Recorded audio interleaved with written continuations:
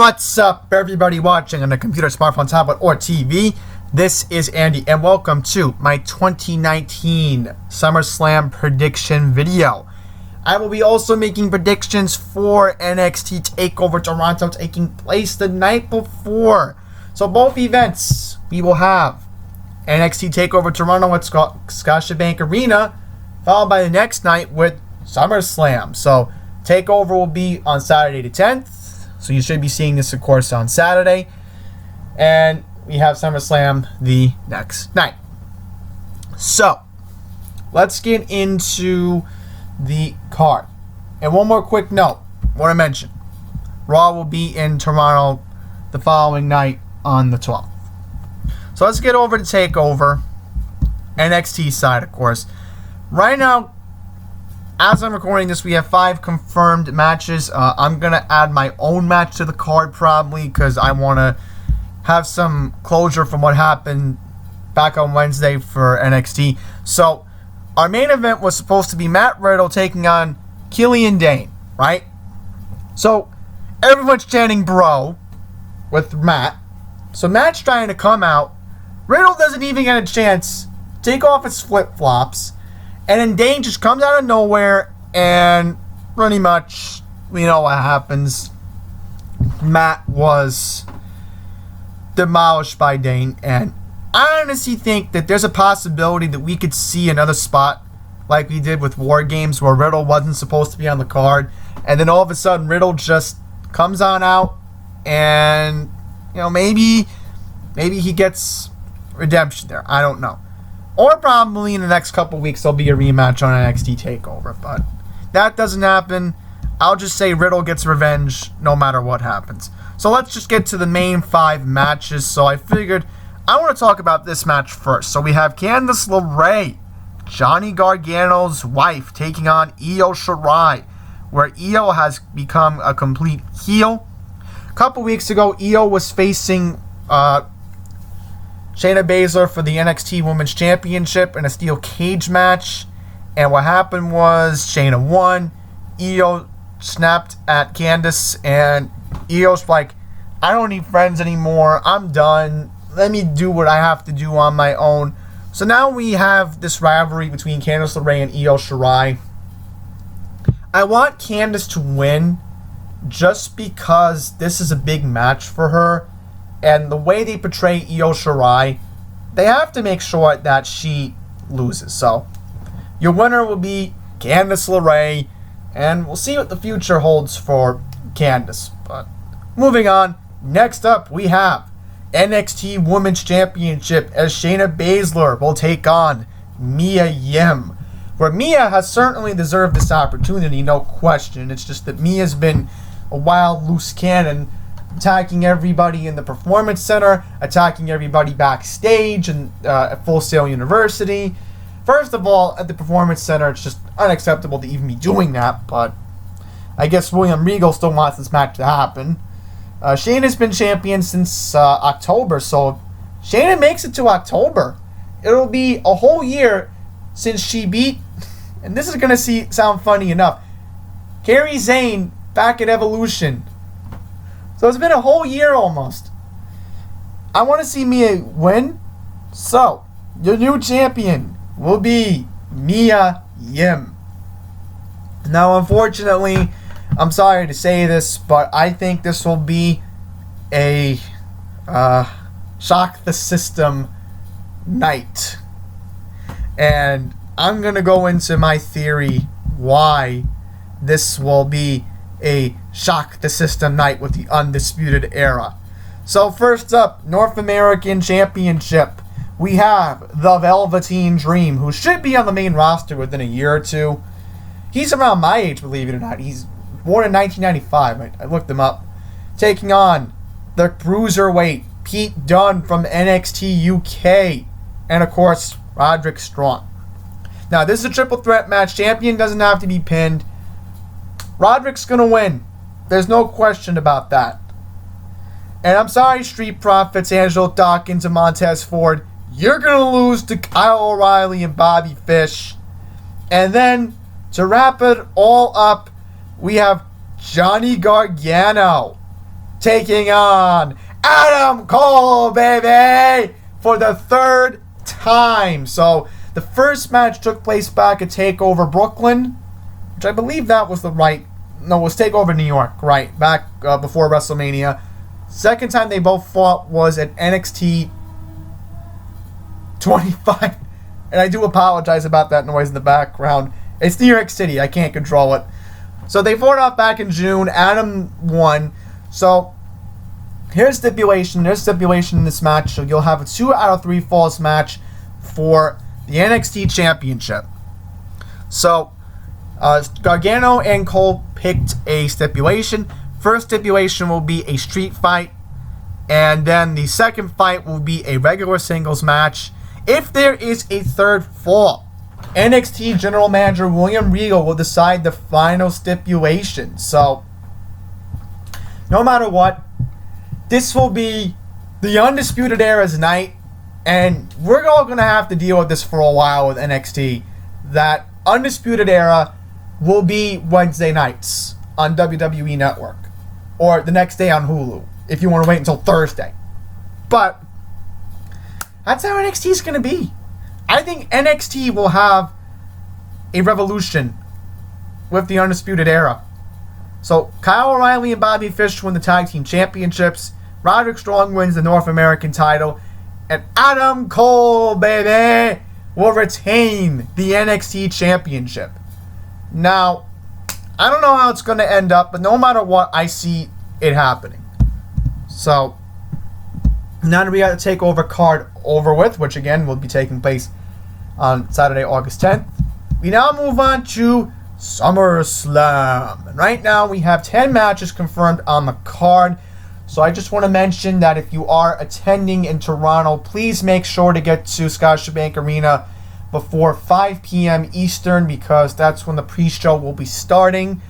I have a weird theory, and maybe I'm wrong about this, but maybe during the pre-show, they'll probably add a surprise match where Roman Reigns takes on Daniel Bryan. I could see that happening. If it doesn't, then I don't know, but it could happen. For the heck of it, I'll just say Roman wins. Cruiserweight, I don't really care. Gulak defeats Lockhart. I could care less. So, 2 pre-show matches. Not confirmed yet, but that's just my theory. I also have another theory, maybe on the pre-show, that they could have a rematch from SmackDown where, I don't know, maybe Sami Zayn gets another rematch against Aleister Black. Maybe. I don't know. Let's move on to the main card. So let's just get the non-championship matches out of the way. So I'll organize it in my style. So first up, we have Goldberg. Yes, out of surprise, taking on Dolph Ziggler. Well, Dolph Ziggler has been disrespecting Shawn Michaels recently. There's no more else to say. I think Goldberg's going to spear Dolph, and Goldberg will win. No need to get into why I think it will happen, but now, a lot of these singles matches really have intrigue. So, next up we have Finn Balor taking on the Fiend, known as Bray Wyatt. So if you haven't been watching WWE television since April, since WrestleMania, Bray Wyatt has made a couple on-screen appearances where he's this lovable child, whatever it was, for Firefly Funhouse. I, at first, wasn't in love with the character, but once the Fiend made his debut, I said to myself that, yes, this is what we want. Professional wrestling is supposed to be scary and terrifying, and they've done a good job doing that. Bray was always the terrifying character with that demented, evil look, and now when you put the face mask on him, it gives him that, that thing. Like, I know kids don't like it. Too bad. All right, this is the new WWE. Now they have to compete with AEW. This is a war right now. So in order to do it, they have to come up with something innovative, and this is what they've done. I like how the character looks menacing. I like how the character looks to be scary. And I'm like, yes, this is what I want. Kane did this many times over the years. He did this. Scary, dementing, creepy. That's what it's supposed to be in professional wrestling. So, I'm sorry, but if Finn wins this match, I will not be too happy. And let me tell you right now, when The Fiend made his debut in Nassau Coliseum, giving the Sister Abigail to Mick Foley, that's my wrestling crowd right there. My Long Island peeps. I'm talking about you guys. You guys did the right thing jeering Bray Wyatt in that Fiend costume.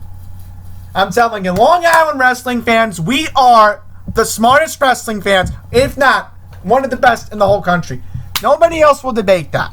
Now in Canada, they're like, Canada's really good. Like Canada, they have a really good wrestling base. So there'll be cheers for Bray, I think, and there'll be mixed reaction for Finn when he does the, thing with his arms. But the Fiend will win. And I don't know, does he get himself back in the title hunt next year? I want to see it happen. It would be awesome to see Bray become a 2-time champion. But we'll have to see how it ends up. But right now, the character's really being built up.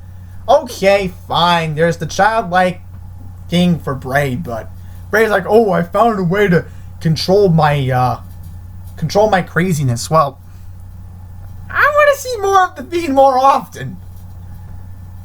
Because at least with that, it makes me very interested. Okay, moving on. Next up, we have a huge match that could determine the future of the WWE for the whole roster. So, we have the best in the world, Shane McMahon, taking on Kevin Owens. Now, the Shane character has really been getting annoying. I know I mentioned this back from my Extreme Rules reaction video, but they're turning Owens to be this babyface type character, and they build it up very well. And the way it looks right now, Owens should win this match.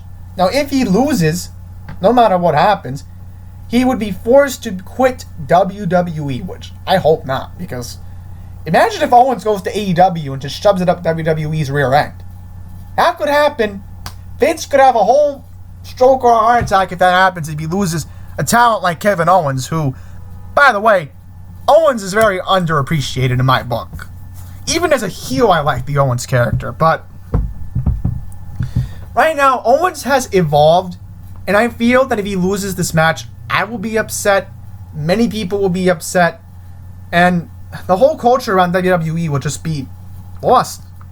Because Owens is finally speaking up for all those other people on the roster who weren't getting enough TV time because of Shane. So, if Kevin wins, Kevin should have his own stipulation. The next time on SmackDown, he should tell Shane, stop taking away all the TV time and let all the other guys who don't get enough TV time, let them get TV time. And once again, I do apologize about the horn honking. I'm recording during rush hour, and, it's not good to record during rush hour when you have traffic along 73rd Avenue, but it's just craziness. But I'll mention something right now that if you look at it this way, Kevin should win because if he does lose, then you just let Shane do whatever he wants. So, Kevin, you better win. I'm predicting you to win your match. Now I'm going to move on to the women's division. So we have Trish Stratus taking on Charlotte Flair. I think Trish will win just because I feel that this is Trish's last time she'll ever get to wrestle in WWE. She never got that one more match. So now Trish is going to get that opportunity. So I think Stratus will win. Sorry, Charlotte. I know you've done a lot since you've been on the main roster, but you can't mess around with your legends. That's the bottom line. That's how it works. So now we're going to move on to championship matches. So let's do women's first. So let's go to the SmackDown division. We have Bayley taking on Ember Moon. I think Ember will win. I think Ember is due for that big win. Now, if she loses, does this mean that maybe next month at Clash of Champions? No, it wouldn't be Clash of Champions. I don't think it would be. No, because then maybe in October, I wouldn't know, because that would be a good question to ask ourselves. But I don't know. Maybe Ember loses and she has another title match, but I think Ember will win. So your new SmackDown champion will be Ember. Sorry, Bayley. It's been a good run for 2 months, but time to give Ember that big win that she deserves. I mean, what? Ember Moon's been on the roster for a year now. Ember hasn't been able to win the big match. Ember Moon has to win. No question. I want to see Ember win. And in the Raw division, we have a submission match for the Raw Women's Championship as Becky Lynch, your current champion, will be taking on Natalya. And listen, I'm going to say this right now. Canada, you need to revolt if Kevin Owens and if Natalya loses. Because they don't wrestle in front of you guys that often. Alright? And this is coming from a New York sports fan. Alright? Which I should have been at Raw a couple weeks ago when Bray came back. I should have been at that Raw. Literally, I would have been cheering for Bray, but you guys gotta do something. You guys have to have the same mentality that we did at One Night Stand at ECW at the Hammerstein Ballroom back in 2006. You guys gotta have that same energy and passion. If Becky tries to tap out Natalya, and if Shane tries to screw Kevin Owens. Because I'm sure there'll be people who come from Calgary and who come from Montreal to see their Canadian heroes win. They have to. They have to. The whole thing that WWE relies on this. So, Natalya will win because I feel that in order for Natalya to cement her family's legacy, because she's part of the Hart family, she has to win. Becky's been champion since April. You can't keep the belt on Becky Lynch forever. And again, I know Becky got that push. I understand that last year. But enough's enough. I like Becky Lynch. Don't get me wrong. But the division needs a veteran right now. And I think Natalya's the right person to hold the belt. So Natalya will be your new champion. Now let's get on to a couple other things. Potentially during the pre-show, I could also see the Intercontinental Championship being defended. Is it possible that Shinsuke Nakamura could defend in the pre-show? I could see it happening. Who would he face? Not Mustafa Ali. No, that wouldn't favor him. It'll probably be somebody. I don't know who it will be, but could it be John Cena? I could see it happening. All right, I'll predict the match right now for the pre-show. Shinsuke Nakamura takes on John Cena for the Intercontinental Championship. Because think about it, Cena's never won the Intercontinental Championship. Is it possible? Maybe. There's a random match in the top of my head for a championship match. So let's go to the other middle card championship match. So AJ Styles taking on Ricochet again for the United States Championship. I feel bad for Ricochet. He's going to lose. Also, here's something odd. Why aren't the SmackDown Tag Team Championships being defended? I'm surprised New Day isn't defending against Bryan and Rowan right now. I don't see it on the card. Because I'm thinking the Raw belts wouldn't be defended. Maybe there'd be another match on the pre-show because it's 2 hours. I mean, you could fit in lots of the pre-show. But it'll be like WrestleMania, so many matches. Because think about it, the Revival deserve a rematch. There's so many missing matches right now. But yeah, AJ will beat Ricochet again. Let's move on. So, WWE Championship on the line. Kofi Kingston. Yes, I got it correct, everyone. I said Kofi Slam was going to happen. We made it. But here's a tough test. He's taking on one of the greatest of all time, the 13-time champion known as the Viper, Randy Orton. Now, I'm going to go with a safe pick that Kofi Kingston finally loses the WWE Championship. Now, the reason why I'm going with this theory is because every year in WWE since Randy was a rookie, he has been the champion. He's held at least one belt in WWE. Last year, he was, what was he? Right, he was the U.S. champion. So he became a Grand Slam champion last year. So I think this will be big for Orton if he wins. He'll be a 14-time champion. But keeping in mind, let's discuss this for a second. Kofi's had a really good run since April. I respect Kofi's run. And again, I always say to myself that Kofi could have been a 2-time champion. Kofi could have been a 2-time champion. The whole storyline of Kofi waiting for so long still could have happened this year if stupid WWE wasn't damn enough to let Chris Jericho face CM Punk at WrestleMania that year, which is another discussion for another time, but still. Kofi, I feel bad for him. He's going to lose. And if he loses, I'll be shocked. Because we're talking about, again, somebody who will be in the Hall of Fame one day. Randy Orton, again, Randy Orton is one of the greatest of all time. He's the greatest to do it. He's been doing this for years. Randy's a professional. Randy's been in this company now for 16 years? About 16, right? So let's see, 2002. 2000. Oh, okay, he's been doing it for 18 about. That's about right. If I got the number wrong, I apologize, but look, Randy has to win.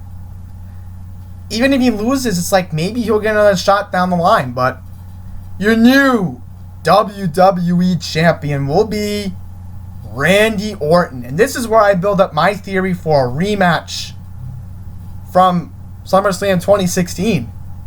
Brock Lesnar taking on Seth Rollins. Don't need to predict it. I'm sorry, Seth. You're not going to burn it down. You can't mess around with the beast. I'll be shocked if Seth wins. I'll be very shocked. Still, your Universal Champion will be Brock Lesnar. And I don't know the way it looks, but I don't know. But the theory goes that maybe Brock takes on Randy Orton for that rematch. I want to see that rematch happen. That match that closed SummerSlam 2016 where Orton's head was bleeding. We don't want to see that again. We want a proper finish. I don't care if Orton RKO's Lesnar. I don't care if Lesnar F5's Orton at this point. I could care less. They need to make that rematch happen. So, Brock will defend, and that's it. So, I think with that, that's going to wrap up my predictions. 25 minutes almost. Wow. So, again, please remember the next pay-per-view will be in September. So, we will have Clash of the Champions, which will be taking place on September 15th in North Carolina. That'll be interesting, huh? So, enjoy SummerSlam, enjoy Takeover Toronto this weekend, a lot of jam-packed wrestling for this weekend. And until the next one, please take care.